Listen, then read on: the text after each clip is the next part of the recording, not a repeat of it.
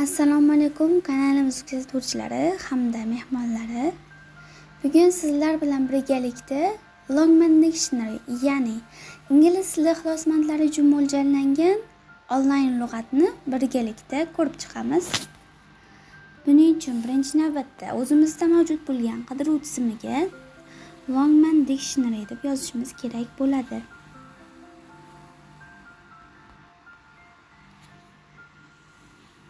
Mana topdik, endi buni o'rnatib olamiz.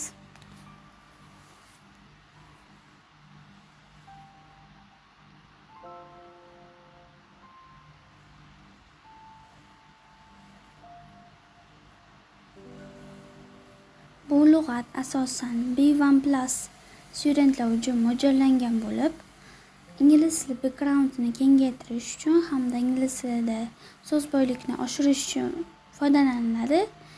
Chunki bu lug'at ingliz tilidan ingliz tiliga tarjima qiladi.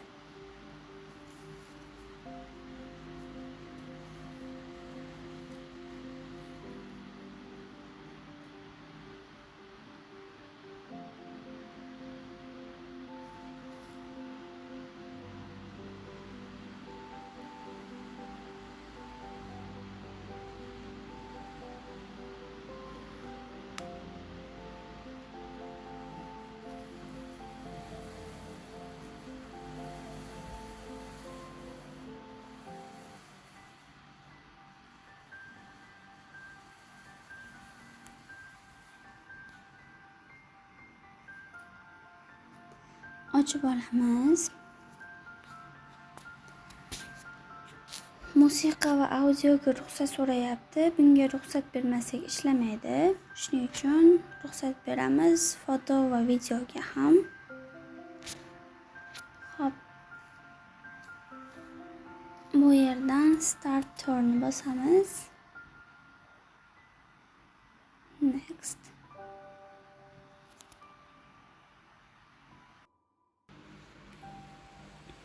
Xo'p, mana o'rnatib ham oldik. Endi buni sinab ko'ramiz. Qidiruv tizimiga xohlagan so'zimizni yozib ko'ramiz. Masalan, book so'zi.